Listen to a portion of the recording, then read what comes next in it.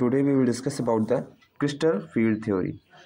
So crystal field theory contains very some basic concept that if we know about the electrostatics, then we learn the crystal field theory.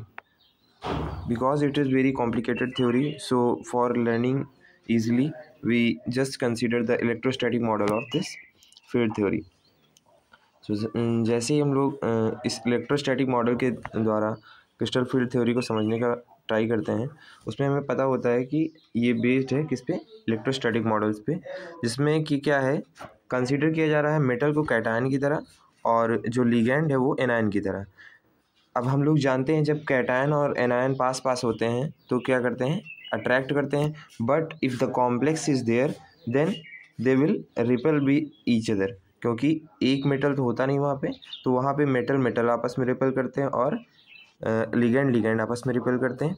तो इस repulsion के कारण क्या होता है कि वो चीज़ जो है, वो जो कॉम्प्लेक्स है वो स्प्लिट कर जाता है। स्प्लिट का मतलब टूट जाता है, और अपने आप को स्टेबल करने के लिए वो कुछ वर्क करता है। जैसे नेक्स्ट हम लोग देखते हैं तो increase in the energy of D orbital in unsymmetrical which is cause the splitting in D orbital. ये वो बता रहा है कि जो हम लोग रिपल्सन करते हैं तो उसमें क्या होता है कि एनर्जी जो है डी ऑर्बिटल की इंक्रीज हो जाती है, तो वो अनसिमेट्रिकल हो जाते हैं, जिससे कि इसमें क्या हो जाता है, स्प्लिटिंग हो जाती है।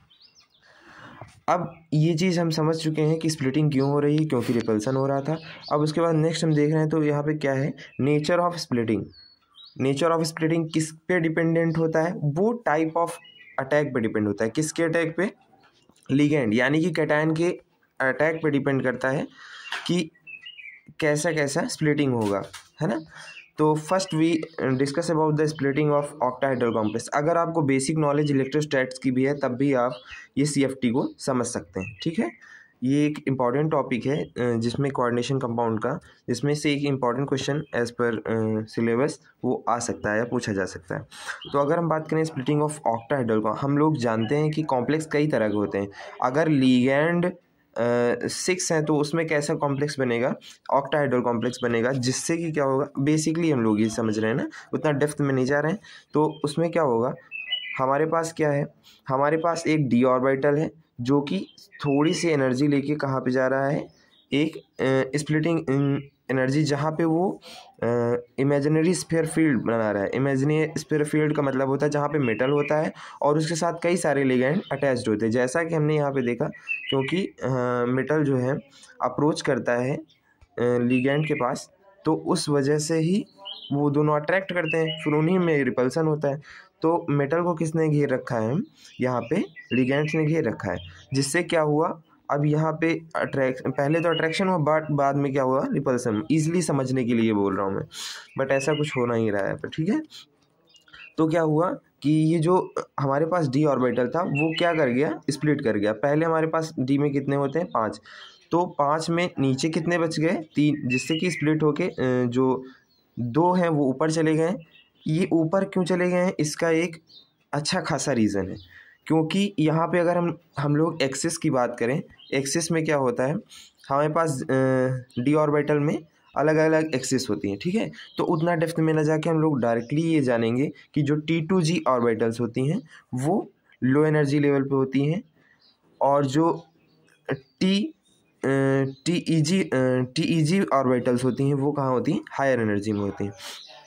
अगर हम लोग बात करें TEG में कौन कौन सी होती हैं, तो एक होती है DZ², कौन सी होती है, DZ², और दूसरी कौन सी होती है, DX² एंड Y², ठीक है। DX², DZ² और DX² माइनस Y², ये कहाँ पे होती है, परपेंडिकुलर टू ईच अदर होती हैं, जिससे कि क्या होता है, ये दोनों आपस में फिल हो जाती हैं, ठीक है, इनमें इलेक्ट्रॉन्स फिल हो जाते हैं। और जो लोअर एनर्जी लेवल जो कि स्टेबल हैं, जिनमें जिनकी स्प्लिटिंग एनर्जी कम है, वो क्या होती हैं, वो होती हैं T2G ऑर्बिटल्स। T2G ऑर्बिटल्स में क्या क्या होता है, DXY होता है, YZ होता है और ZX होता है, ठीक है। ये 3 ऑर्बिटल्स इसमें पाई जाती हैं।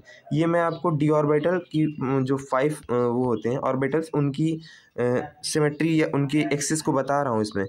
आप इसमें देखेंगे जो हमारे पास पहले ऑर्बिटल था वो कहाँ पे था, बाइसेंट्रिक पे था, बेसेंट्रिक पे था, जिसमें क्या हुआ कि delta O of splitting energy दी गई, जिससे कि जो TeG ऑर्बिटल्स हैं वो 0.6 डेल्टा एनर्जी यानी कि स्प्लिटिंग एनर्जी को लेकर ऊपर चले गए हैं, और जो घट गए या नीचे रह गए एनर्जी में वो कहाँ पे हैं, -0.400 के मतलब मल्टीप्लायर में नीचे एनर्जी में है, ठीक है। ऊपर कहाँ पे 0.6 प्लस में ना। अब हम यहाँ पे देखेंगे कि स्प्लिटिंग ऑक्टाहेड्रल कॉम्प्लेक्स में हो गई, ठीक है। अब टेट्राहेड्रल कॉम्प्लेक्स में कैसे होगी, टेट्राहेड्रल कॉम्प्लेक्स क्या होता है, टेट्राहेड्रल कॉम्प्लेक्स उतना डीपली नहीं जा रहे हैं हम।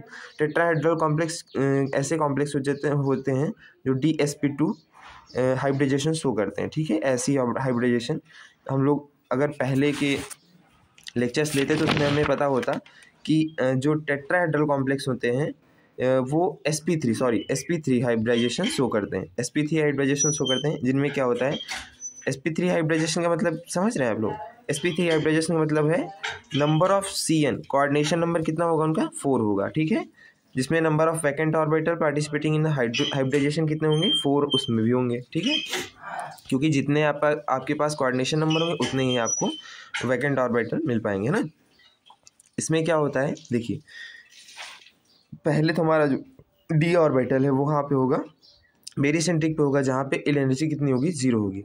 उसके बाद अगर वो 0.4 की एनर्जी से ऊपर जा रहा है, इसमें थोड़ा सा अपोजिट हो जाता है टेट्राहेड्रल कॉम्प्लेक्स में, क्योंकि यहाँ पे सिर्फ 2 एक्सिस पाई जाती हैं, 4 ही इलेक्ट्रॉन हो रहे हैं ना यहाँ पे, इसलिए तो यहाँ पे क्या हो रहा था, बेरिसेंट्रिक पे है, और यहाँ पे हमारे पास सिर्फ क्या है, XY एक्सिस है, जिससे क्या हो रहा है हमें जो लिगेंड है, अगर हम लोग इसके बेसिक कॉन्सेप्ट या एकदम डेप्थ कॉन्सेप्ट पे जाएंगे तो हमें पता ये चलेगा कि इसके अंदर क्या होता है, मेटल आयन रखा होता है।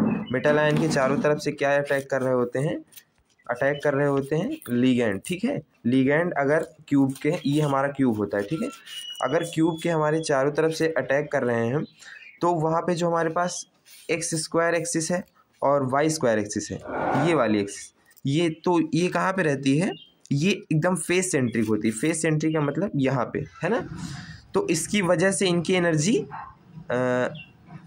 हाई चली जाती है। जो ये होती हैं ये हमेशा एक्सिस के परपेंडिकुलर होती है, यानी कि मेटल आयन ऐसे रखा होता है जिससे कि ये इसको डिस्टर्ब नहीं करता है। लेकिन जो XY एक्सिस होती है और Z एक्सिस होती है, ये फेस सेंट्रल होती हैं, तो इनमें क्या होता है, अटैक प्रॉपर होता रहता है मेटल्स का, है ना, जिससे क्या होता है, इनकी एनर्जी जो है घट जाती है और इनकी एनर्जी बढ़ जाती है। लेकिन यहाँ पे जो अटैक होगा वो कहाँ से होगा, फेस सेंटर से ना होके कहाँ पे होगा, एज सेंटर से होगा, जिससे क्या होगा, हमारे पास जो एनर्जी है किसकी हाई हो जाएगी, DXY और YZ और DZX।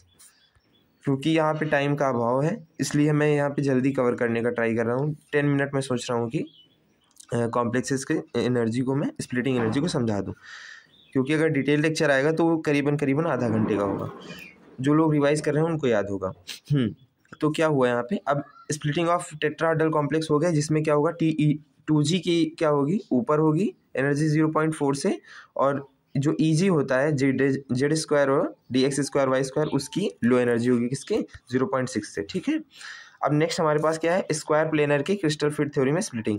इसमें क्या होता है, स्क्वायर प्लेनर कैसे कंपाउंड होते हैं, अगर आप जानते होगे तो इसमें कैसी हाइब्रिडाइजेशन आती है, DsP2 की, है ना, इसको एक स्क्वायर प्लेनर कहते हैं। इसमें कितने लिगेंड वो होते हैं, अगर इसमें बात करें तो नंबर ऑफ लिगेंड 4 होते हैं, यानी कि कोऑर्डिनेशन नंबर 4 होता है, ठीक है। अगर इसके एग्जाम्पल की बात करें तो वो फिर K4FeCN6 का होल 6 वाला हो जाएगा ना। तो इसमें क्या हो रहा है, देखिए हमारे पास X एक्सिस है, Y एक्सिस है, जिससे क्या है, जो Z है, जो Z लिगेंड है वो कहाँ पे लगा है, ऊपर नीचे लगा हुआ है, ठीक है। जिसको रिमूव करने पर क्या हो जाएगा, हमारे पास रिपल्सन कम हो जाएगा, कहाँ पे, ऑर्बिटल्स पे, ऑर्बिटल्स यानी कि M की ऑर्बिटल्स, यानी मेटल आयन के ऑर्बिटल्स पे रिपल्सन कम हो जाएगा, जिससे कि एनर्जी कम हो जाएगी, जिससे कि एनर्जी जो है कम हो जाने के कारण डेल्टा O जो है इंक्रीज कर जाएगा, ओके।